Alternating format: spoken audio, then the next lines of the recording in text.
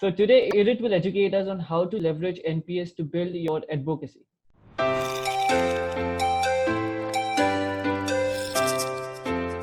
Today we have with us Irit Eizips, Chief Customer Officer and CEO at CSM Practice. She has been recognized as one of the top 100 customer success strategists since 2013. An expert in helping companies scale customer success operations, she also offers research, strategy, and technology services. She was previously head of solutions consulting at Gainsight, a customer success management platform. Welcome to the show, Irit. Super excited to have you here. Thanks for having me. So today, Irit will educate us on how to leverage NPS to build your advocacy. Be sure to take notes and try out these approaches to gather advocacy from NPS. Over to you, Irit.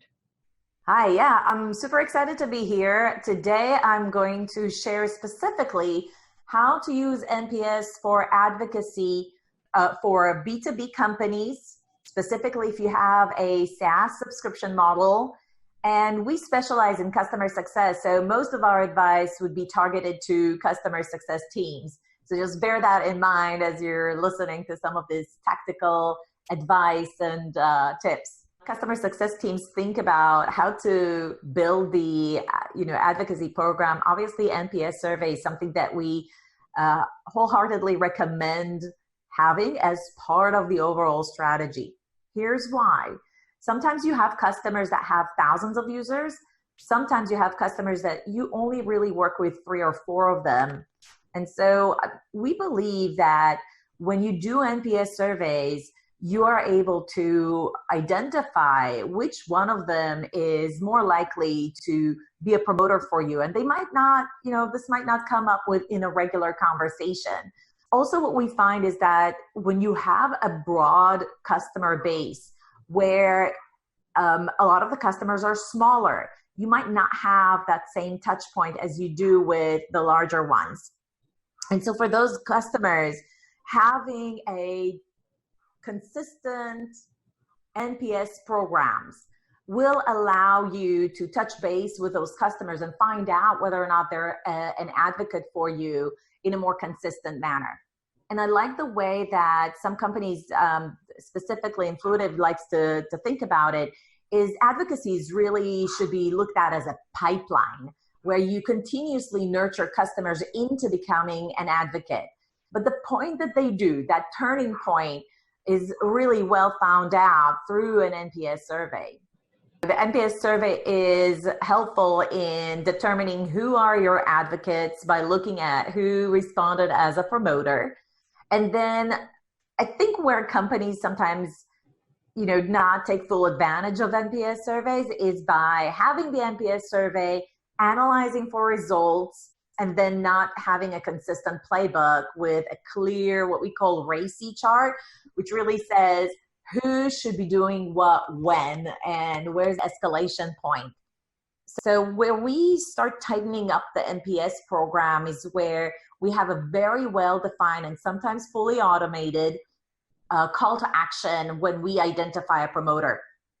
If it's a very highly strategic account where you most likely already have a tight relationship with those key contacts, you want to have a touch point that's less automated and more personal. You'll have the customer success manager or the marketing manager actually reach out and call the customer or the user that has actually been identified as a promoter.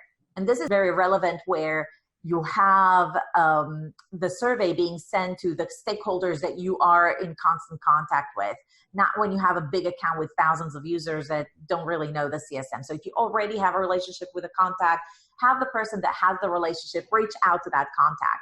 Whereas when you have smaller accounts and you don't have a dedicated CSM, meaning customer success manager, it really doesn't necessarily make sense for someone to reach out personally. So in those cases, we'd rather have a sequence email sent up with some suggestions on, if you are an advocate, what should you do next? Here's a community, online community that you can go to and discuss our product.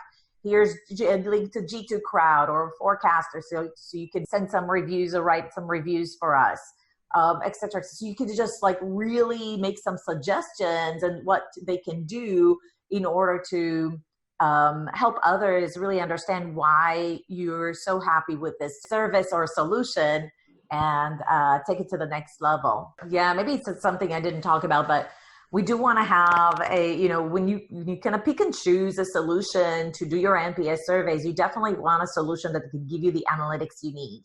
And so the more robust analytics, the better. One of the areas that we recommend analyzing is, okay, let's suppose I had X numbers of promoters identified. What was the call to action per the customer segment? Like we said, if it's a strategic customer, we actually want someone from the team that has the relationship with the customer follow up with them. Where companies sometimes fail is maybe there's a general guideline that they should go ahead and reach out, but there's no consistent way to actually say, did they actually reach out? And if they did reach out, did the customer take any action to become an advocate? And so doing the complete follow-up on calls to action after a promoter score has been received, I find is extremely important for the program to be effective. Thank you so much, Irit. That was insightful. I'm sure our audience felt likewise. Let me sum up the key takeaways from our session with Irit here today. When you do NPS surveys, it will help you identify which are the customers most likely to be a promoter. NPS specifically helps companies who have a lot of customers, since you cannot talk to each one of them at all times. Create a consistent playbook for each type of respondents and have someone in the organization responsible for it and track it. Always close the loop and make it personal. Once again, thank you for your time, Irit, and thank you for sharing your insights. My pleasure. Thank you for having me.